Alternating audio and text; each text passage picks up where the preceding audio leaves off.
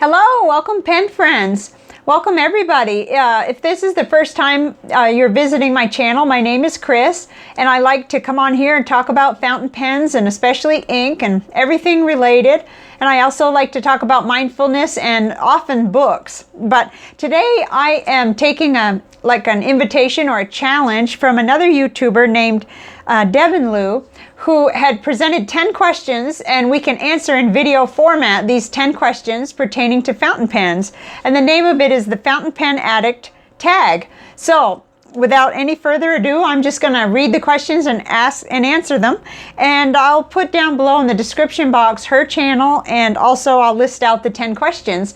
And then you'll want to link her if you do this, because she'll want to see your video too. So the first question is, how long have you been using fountain pens and why did you start? So for me, that's a little bit complicated because I had a start and a stop, and I'm back forever now. But so back in the 70s when I was a teenager, I admired my mom's handwriting, and she used a little Sheaffer fountain pen. Her handwriting was just gorgeous, and I think I thought that if I had a pen like that, mine would look like hers. Well, that didn't quite work out, but I did enjoy writing with the fountain pen, and whenever she would go to the office store to get the cartridges, she shared with me, and I wrote with that pen for quite a while, and I liked it, but I got bored with the colors, and I was always looking for more color. So at the time that I quit writing with it, I was probably a senior in high school, but I continued writing with the Sheaffer calligraphy pen. This isn't the one I had back then. This is a newer one. This has a B4 italic, so it's pretty wide. But I always dabbled with that, and I was also trying to be a good calligrapher, but I don't think I practiced much in my 20s and 30s. I was so busy, so I just kind of tapered away, and I wish I had that old Sheaffer fountain pen, but I don't have that. But why did I start? So like, how did I end up here? About 2016, it was definitely 2016, when I started researching bullet journaling. And I was determined to take a local class. It was a workshop in Rockport, Texas on bullet journaling, but something got in the way and I wasn't able to go to that. And I was so bummed that I spent a whole weekend just researching online. And I ran across Kara Benz, who is Boho Berry, her channel. And she's quite famous in the bullet journaling world. And she talked at that time quite a bit about fountain pens. And I started thinking, well, gee, they're so pretty and it looked really good. But I remembered my other experience. It was sort of ho-hum. I was a little bit bored, and I had such fun with the gel pens. I thought, well, I don't know, and I was thinking about problems. I thought about the mess, and I thought about, will I be able to clean the pens, and how much will it cost, and all of that. But she kept encouraging us to go see Brian Goulet's videos. And finally I did. I once I started watching Brian Goulet's videos, the Fountain Pen 101 series, then it is like every single one of my concerns was pretty much just evaporated. I could tell that I would be able to figure out any problems I had, and I could see that there were budget pens, and that I could do this, and it happened to be a very good time for me to start in it. I had a little extra money at the time, so I placed my first order with Goulet pens, and that's all she wrote. And it wasn't long after that, it was within a year, and I started this channel just because I wanted to connect with other people. I wanted to share what I was so excited about. So that's kind of how it all started, really, with bullet journaling. And I was going after bullet journaling because I felt like it would help me with my brain, my scatteredness, and it has. I mean, it's not a cure-all, but I've stuck with it ever since 2016 when I started. And now I know, I'm using the Leuchtturm 1917 dot grid and learning which inks in my fountain pens will work with it. And not exclusively using fountain pens in my bullet journal, but I still am very much into both bullet journaling and fountain pens. So the second question is, which do you own more of, fountain pens or fountain pen ink? For me, it's definitely ink, even though I have a lot of fountain pens, and I just inventoried and I came up with the shocking number of 132 fountain pens. But you know, 52 of them were sent to me by viewers and wonderful pen friends. So, you know, but I'm in it for quite a few there myself. And, you know, some of the ones I detected in my, in doing the inventory were dollar fountain pens, where I got really carried away at first with those Genhaus and the cheaper fountain pens. But so now I know not to do that, you know. I know which ones I like the best, but definitely with when it comes to fountain pen inks, I've got about 52 bottled inks, and I've got approximately ballpark a little over 300 fountain pen ink samples. And that, you know, again, I've had a lot of help with that too. Thank you all very much, because as a reviewer, being able to compare the inks has been a big part of what I enjoy about reviewing inks. Okay, number 3. What is the best thing about using fountain pen inks? Okay, the best thing about using fountain pen inks, fountain pens, is the ink. Oh my gosh, I tell you, I don't really have the option of editing and all that, so it just is what it is. But I'm definitely an ink person. I think you know that if you've watched my channel for very long. But I like to say I came to the hobby for the inks, and I stayed for the people, because it's just incredible. Never in my entire life, in any other circumstance, have I found such a wonderful community. And, you know, we're all remote from each other, and especially right now during this pandemic. I'm filming this March 30th of 2020. If you're watching this in the future, you know, things are happening, but we're still so strong and connected. In fact, even more so. I can't remember when I've had so many wonderful emails, and still getting letters from some places. There's at least one country where they've stopped the person that sent me a mail from Poland. It got returned to her, and that's sad, but we've connected on email, so that's the good thing. So, number 4 question is, what is your least favorite thing about using fountain pens?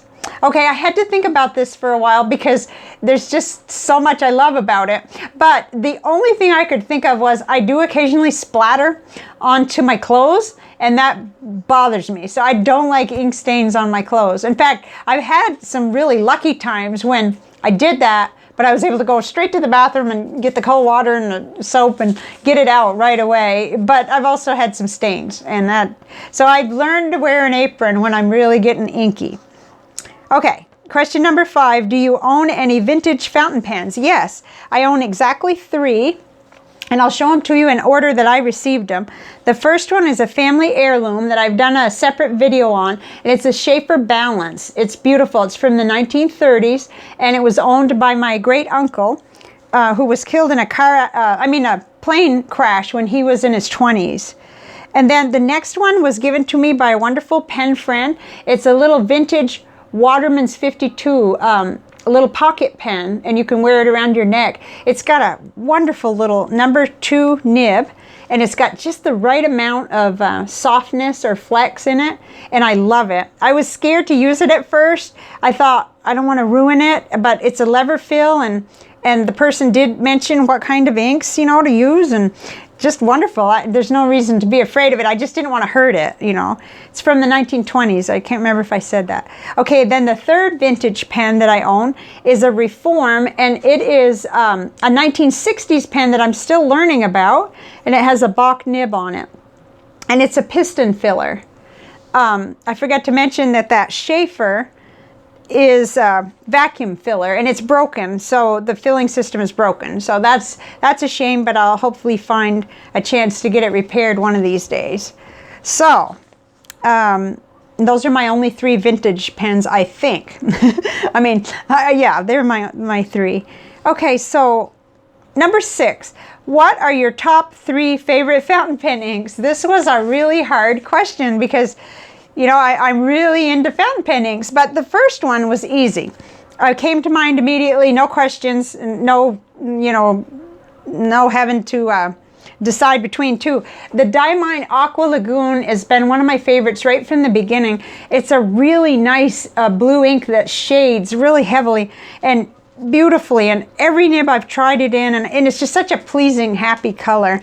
The other two are newer to me. That's why I kept mulling it over, thinking, gee, I would have said right off the bat, I would have said Noodler's Black Swan and Australian Roses, but that ink has been kind of usurped by this newcomer here, Straits Pen Honest Ink Bougainvillea Purple. I absolutely love this purple. It's just, I'm crazy about it. I'm just crazy about it, and it's also a heavy shader. It's not that same color as Black Swan. In fact, I had these two out because I thought, gee, here in my right hand is Black Swan and Australian Roses. It's kind of more burgundy-ish, and this is more purple, the Bougainvillea Purple. Uh-oh, here comes a friend. Oh, dear. Hope I haven't got anything he can ruin there. Hello, Coco. You're showing your... Oh, no. He's not showing his butt. He's just there behind me. Okay, last but not least on the ink scene, my number 3 favorite at the moment is the beautiful gray Graf von Faber-Castell Stone Gray. And it's got that semi-permanence to it. I love it. Oops, I put the wrong one away. Let's see. Probably... Oh, Coco, what are you eating? No, honey, that's ink. We don't eat ink. That's not good. Come and say hi. Whoops, he's back there. Come and say hi. Come and sit with me. What's on your face? A minute ago, I picked some macaroni off him. I don't know where he got that. So that was the third ink, the gray ink. It's just gorgeous.